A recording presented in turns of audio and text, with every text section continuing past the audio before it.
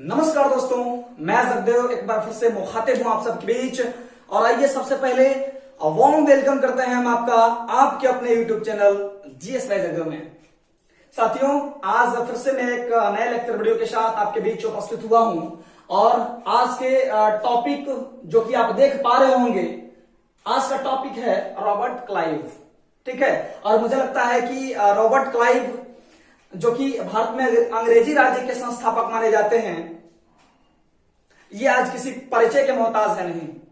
कहीं ना कहीं अगर आपने हमारा पिछला लेक्चर वीडियो देखा होगा, ठीक है, अगर आप हमसे जुड़े हैं तो मुझे लगता है कि रॉबर्ट क्लाइव को कहीं ना कहीं आप जान गए होंगे कि किस तरह से रॉबर्ट क्लाइव ने भारत में अपनी कूटनीति का परिचय देते हुए, ठीक है, एक योग्य सेनापति के रूप में अपने आप को साबित करते हुए कहीं ना कहीं ब्रिटिश ईस्ट इंडिया कंपनी की झोली में भारत की संपूर्ण राजनीतिक सत्ता को डालने का अहम प्रयास किया। आज उसके बारे में हम विस्तार से आपके बीच चर्चा करने वाले हैं, लेकिन इसके पहले एक बात और, एक इंपॉर्टेंट बात पूछनी है यार आपसे कि आप मेरा पूरा वीडियो देख लेते हैं और पूरा वीडियो देखने के पश्चात यहां से निकल लेते हैं। आप अच्छा नहीं कर रहे मेरे भाई, आपको लग रहा है कि आप अच्छा कर रहे हैं यार। पूरी वीडियो देखने के पश्चात भी आप न तो लाइक करते हैं और न ही डिसलाइक करते हैं। अगर वीडियो पसंद आया तो लाइक कर दिया करिए और अगर ना पसंद आया तो डिसलाइक का बटन है ही, उसको ठोक दीजिए। लेकिन आप जो है एकदम न्यूट्रल हो जाते हैं। कम से कम डिसलाइक ही ठोकिए, हम ये नहीं बोलते कि आप हमें लाइक करिए, ठीक है, डिसलाइक ठोकिए। लेकिन डिसलाइक ठोकने के पश्चात एक काम और कर दीजिएगा कि कमेंट बॉक्स में ये छाप दीजिएगा कि आपने डिसलाइक क्यों किया, ठीक है, ताकि जो कमियां हैं, जो खामियां हैं, उसके ऊपर काम किया जा सके। यार सीधी सी बात है कि एक बार में आदमी परफेक्ट नहीं हो जाता, एक बार में चीजें परफेक्ट नहीं हो जाती। आप देखिए, हिस्टोरिकल बातें मैं आपको बता रहा हूं। 1773 ईस्वी के रेगुलेटिंग एक्ट में जो है ब्रिटिश पार्लियामेंट ने जो भी नियम और प्रावधान बनाए, यार उसमें भी संशोधन किया गया। तभी तो 1784 ईस्वी का पिट्स इंडिया एक्ट लाया गया। 1784 के पिट्स इंडिया एक्ट में आपने क्या देखा कि 1773 ईस्वी के रेगुलेटिंग एक्ट में जो भी कमियां थी, जो भी खामियां थी, उसमें सुधार करने का प्रयास किया गया। कल ही मैं आपको बता चुका हूं। तो भैया आप तो सोचते हैं कि सर आपका वीडियो देखने से तो आपका एक व्यूज बढ़ जाता है, हमको क्या मिलता है? भाई साहब आप भी यार, आप हद कर दिया आपने, ठीक है। तो देखिए, जो लेक्चर है ये वीडियो 15-20 मिनट का जरूर होता है, लेकिन इसके पहले यार मतलब घंटों निकल जाते हैं इस वीडियो को तैयार करने में, भले इस बात का एहसास आपको ना हो, ठीक है।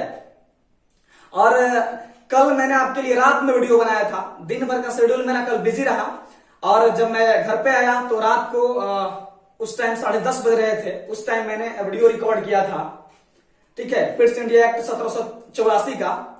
तो आप जरा सोचिए यार कि 10:30 बजे, कहीं ना कहीं वो रात के 10:30 बज रहे हैं और हमें लगता है कि ये, अगर आप एक स्टूडेंट हैं तो ये आपके स्टडी का टाइम होता है, ठीक है। कहीं ना कहीं ये टाइम मतलब हर एक स्टूडेंट के स्टडी का होता है। इस टाइम में अगर आप एक कंपटीटर हैं तो आप अध्ययन कर रहे होते हैं और यही यार शेड्यूल मेरा है। मतलब ये जो टाइम है हमारे खुद के स्टडी का है। लेकिन जरा सा आप सोचिए कि आपके लिए मैं अपने टाइम से समझौता कर रहा हूं, ठीक है, अपना टाइम मैं आपको दे रहा हूं, तो जरा सा यार आपकी भी रिस्पॉन्सिबिलिटी बनती है, ठीक है।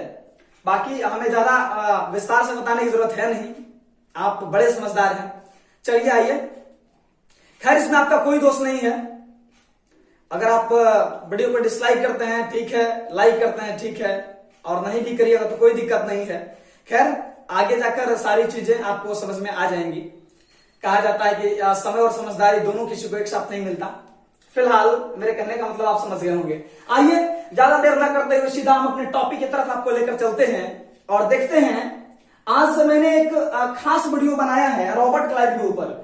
हालांकि मुझे लगता है कि रॉबर्ट क्लाइव के बारे में आप कहीं ना कहीं बहुत कुछ जान गए होंगे, क्योंकि मैंने प्लासी के जैसे ही प्लासी का टॉपिक शुरू किया तो प्लासी के टॉपिक से ही लगातार हम कहीं ना कहीं हमें रॉबर्ट क्लाइव से ये जो है आमना सामना होना मतलब करना पड़ रहा है। हमारे बीच लगातार रॉबर्ट क्लाइव आते जा रहे हैं। 1757 के प्लासी के युद्ध में आप देखिए रॉबर्ट क्लाइव की भूमिका को, है ना। उसके बाद आप देखते हैं कि 1759 ईस्वी का बेदरा युद्ध, जिसमें डचों की पराजय हुई। बाकी आप देखिए 1765 में इलाहाबाद की संधि, बंगाल में द्वैध शासन। तो लगातार हम रॉबर्ट क्लाइव के जो हैं कार्य हैं उससे रूबरू होते जा रहे हैं। इसलिए मुझे लगा कि एक पूरा का पूरा निचोड़ मैं आपको दे दूं, क्योंकि मुझे लगता है कि रॉबर्ट क्लाइव मॉडर्न हिस्ट्री का एक ऐसा टॉपिक है जिससे अगर आप अछूते रह जाते हैं तो कहीं ना कहीं एक जो है बड़ा टॉपिक आपके हाथ से निकलता हुआ दिखाई देता है। इसके बारे में जानना हमें बहुत जरूरी है, क्योंकि आप देख पा रहे होंगे कि भारत में अंग्रेजी राज्य का वास्तविक संस्थापक रॉबर्ट क्लाइव को ही माना जाता है। और आपने देखा कि यार किस तरह से रॉबर्ट क्लाइव ने भारत की संपूर्ण राजनीतिक सत्ता को ब्रिटिश ईस्ट इंडिया कंपनी के मतलब आप कह लीजिए कि झोली में डाल दिया, ठीक है ना। ब्रिटिश ईस्ट इंडिया कंपनी का नियंत्रण स्थापित हो गया भारत के राजनीतिक सत्ता के ऊपर।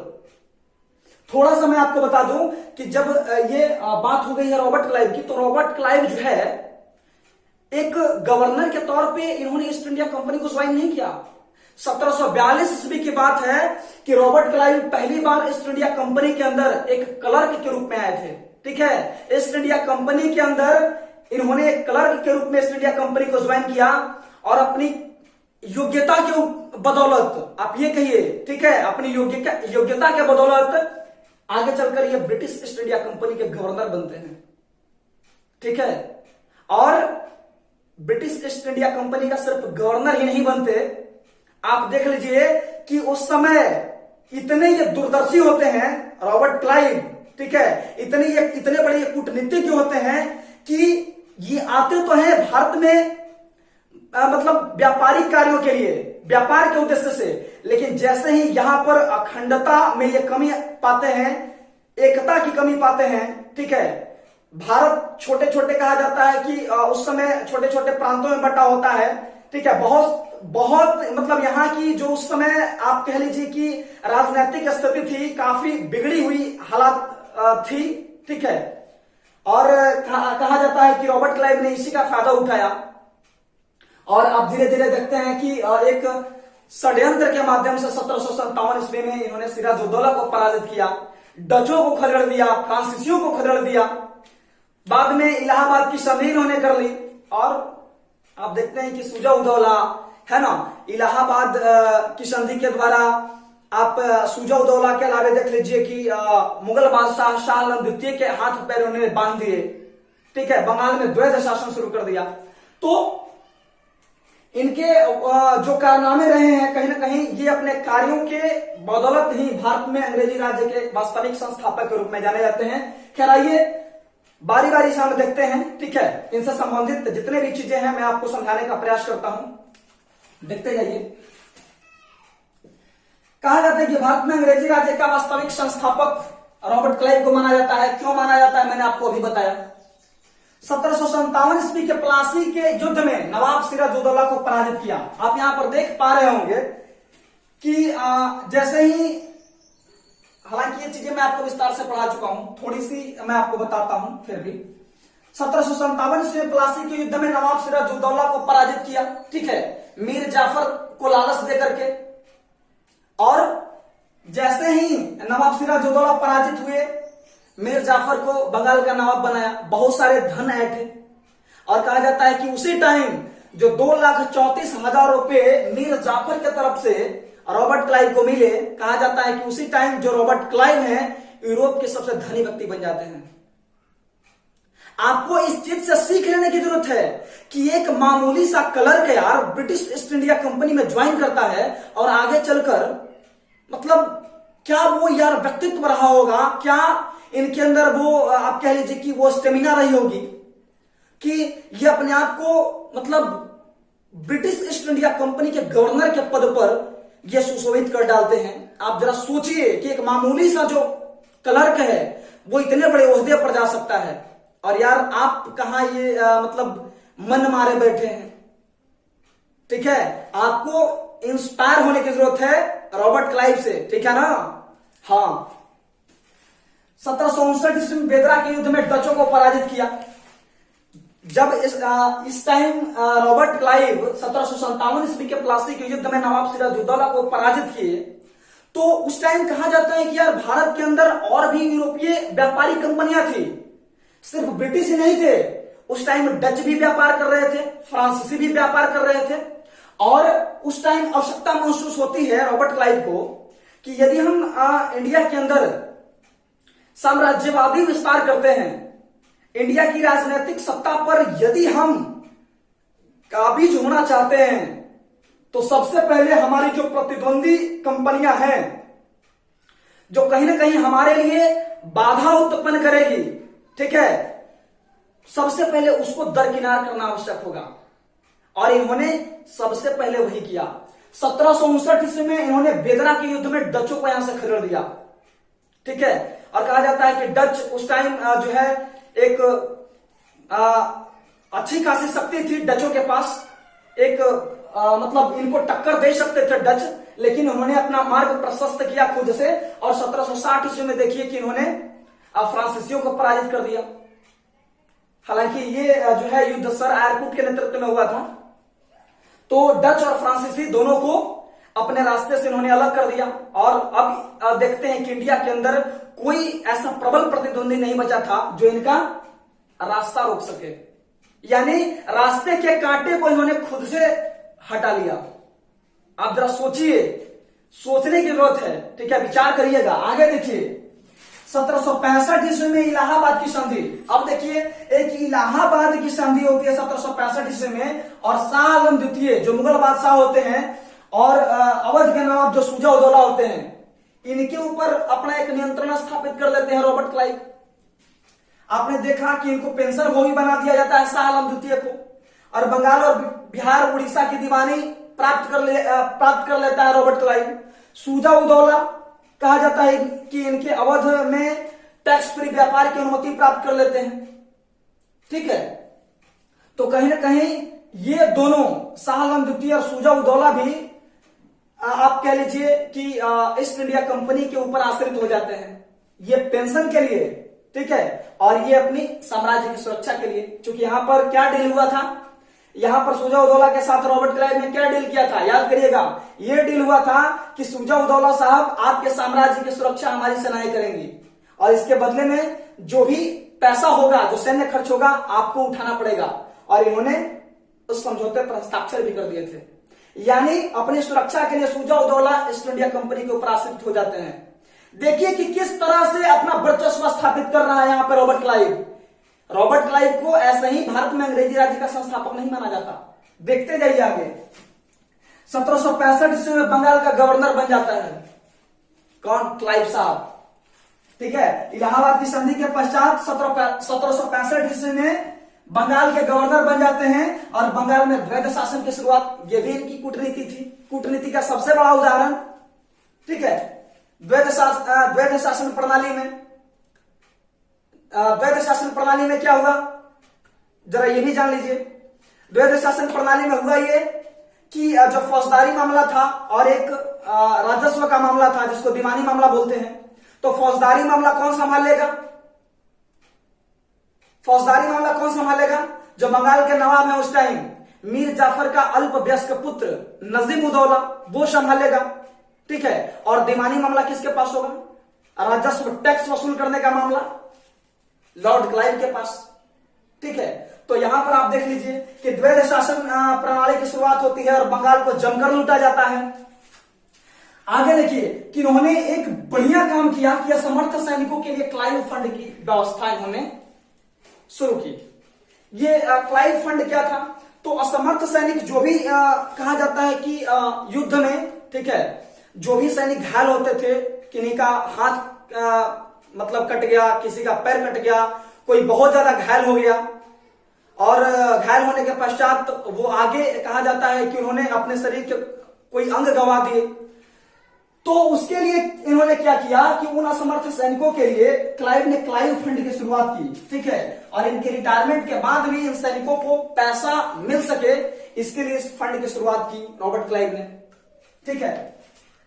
आगे देखिए कि भ्रष्टाचार के खिलाफ इंग्लैंड में मुकदमा चला किसके खिलाफ? रॉबर्ट क्लाइव के खिलाफ। अब सर इंग्लैंड में मुकदमा क्यों चला? इन्होंने अच्छा काम तो किया था। अरे भाई, भारत की राजनीतिक सत्ता को, यहां की सत्ता को ये ईस्ट इंडिया कंपनी के माध्यम से, ठीक है, यहां की राजनीतिक सत्ता को इन्होंने, राजनीतिक सत्ता पर ईस्ट इंडिया कंपनी का नियंत्रण स्थापित किया। यानी अगर ये ईस्ट इंडिया कंपनी के गवर्नर बने तो भारत की राजनीतिक सत्ता में इन्होंने क्या किया? अपना प्रभुत्व स्थापित किया। और बाद में ब्रिटिश क्राउन जो है यहाँ की वास्तविक सत्ता को, यहाँ की जो ईस्ट इंडिया कंपनी की वास्तविक शक्ति थी उसको अपने अंदर ले लेती है। ठीक है, मतलब ईस्ट इंडिया कंपनी के ऊपर वो भी एक कंट्रोल स्थापित कर लेती है। तो भाई इससे फायदा ही तो हुआ ब्रिटिश क्राउन को। अगर भारत की राजनीति को रॉबर्ट क्लाइव अपने हाथों में न लेकर, ठीक है, यहां की सत्ता पर अगर वो इंसान काबिज नहीं होता, ठीक है, तो क्या लगता है यार, ब्रिटिश पार्लियामेंट जो कि इंग्लैंड के अंदर थी वो यहां की राजनीतिक सत्ता पर कैसे हावी होती? यहां की वास्तविक, यहां ईस्ट इंडिया कंपनी जब हस्तक्षेप शुरू कर देती है भारत की राजनीति में, ठीक है, यहां की राजनीतिक, यहां की आप देखते हैं कि राजनीतिक सत्ता में वो, मतलब उन्होंने अपना एक दावेदारी पेश कर दिया। कौन? British east India company. और बाद में ब्रिटिश ईस्ट इंडिया कंपनी के ऊपर हावी हो जाता है ब्रिटिश क्राउन। तो ब्रिटिश क्राउन को फायदा, यार ये फिर सजा क्यों देता है? ये भ्रष्टाचार का मुकदमा क्यों चलता है इनके खिलाफ? आप देखिए कि भारत को ब्रिटेन का उपनिवेश बना दिया किन्होंने? रॉबर्ट क्लाइव ने। तो अच्छा काम तो किया। उसके बाद 200 सालों तक हम गुलाम रहे, हमारा शोषण किया गया अंग्रेजों के द्वारा। तो ये मौका किसने दिया? ब्रिटिश क्राउन को ये मौका किसने दिया? रॉबर्ट क्लाइव ने दिया। भले ही बाद में रॉबर्ट क्लाइव से ये चीजें छीन ली गई हो, ये शक्ति, ठीक है। और उल्टा आप देखते हैं कि भ्रष्टाचार के खिलाफ मुकदमा चलता है। क्यों चलता है, जरा इसके बारे में भी आप जान लीजिए। मैंने अभी बताया आपको कि उस टाइम जो रॉबर्ट क्लाइव थे, कहा जाता है कि उन्होंने इंडिया के अंदर से इतना धन प्राप्त किया कि वो यूरोप के सबसे अमीर व्यक्ति बन जाते हैं।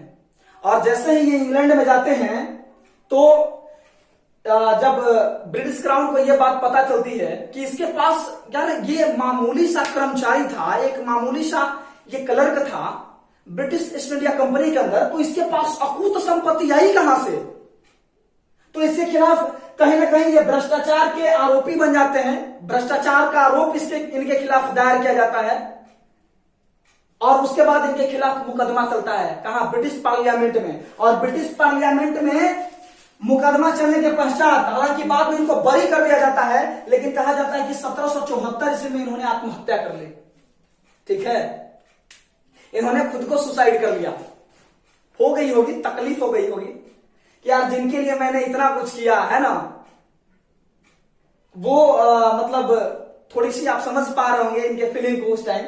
हालांकि यहां पर 1774 इसमें इन्होंने आत्महत्या क्यों की, हमें लगता है कि कहीं ना कहीं यही कारण होगा इनके खिलाफ भ्रष्टाचार का जो मुकदमा दायर किया गया, कहीं ना कहीं इसके खिलाफ यह संतुष्ट होंगे और इन्होंने 1774 ईस्वी में आत्महत्या कर ली। बाकी मामला खैर जो भी हो, लेकिन हम कह सकते हैं कि रॉबर्ट क्लाइव एक बहुत ही कूटनीतिज्ञ व्यक्ति था, एक बहुत ही दूरदर्शी व्यक्ति था।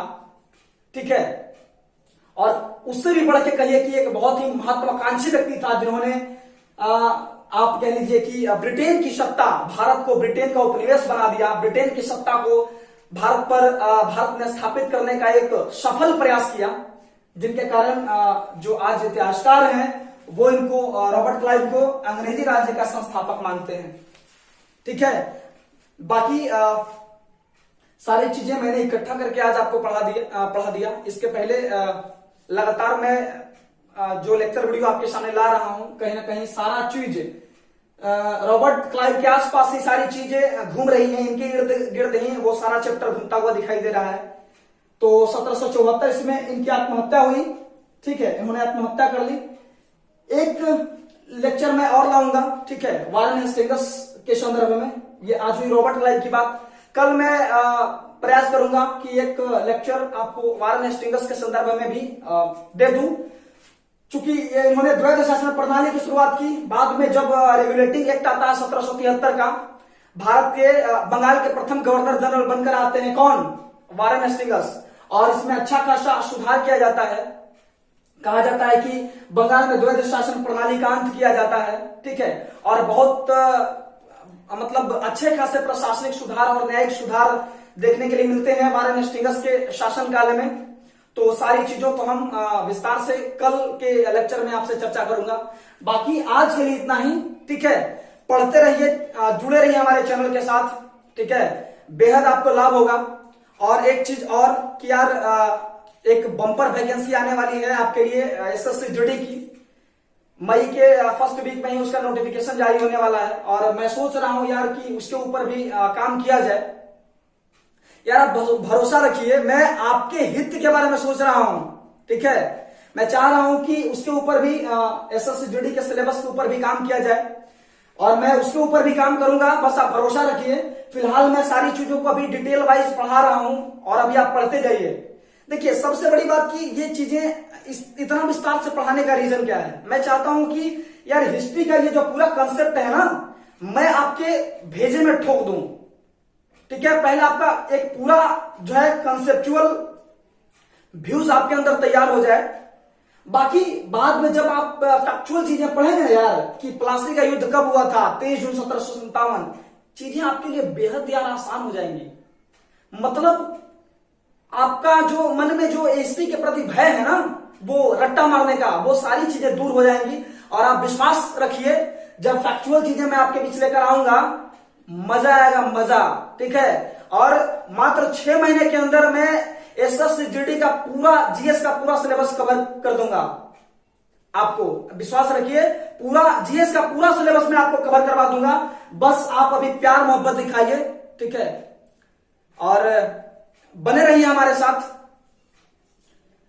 आपको यकीन नहीं हो रहा है ना? आपको नहीं लगता कि मैंने लंबा थोड़ा फेंक दिया?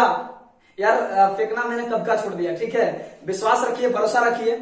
और वो याद है ना सुशांत सर की वो लाइन कि रंग वाले रंग से तस्वीर बदल देते हैं, कमानों से निकली हुई तीर बदल देते हैं। अरे तुम तो अपने माँ बाप के 4 आंसू भी नहीं बदल पाए, बदलने वाले तो अपनी तकदीर बदल देते हैं, ठीक है। बाकी इन सारी चीजों के ऊपर विचार करिएगा, ठीक है। अगर आपको वीडियो अच्छा लगे तो आप वीडियो को कर दीजिएगा लाइक और दोस्तों के साथ भी शेयर कर दीजिएगा। और हाँ, एक बात और, कमेंट बॉक्स में कमेंट करना ना भूलिएगा। बाकी चलिए, शुभकामनाओं के साथ मैं यहीं पर आज के इस लेक्चर वीडियो को रोकता हूं।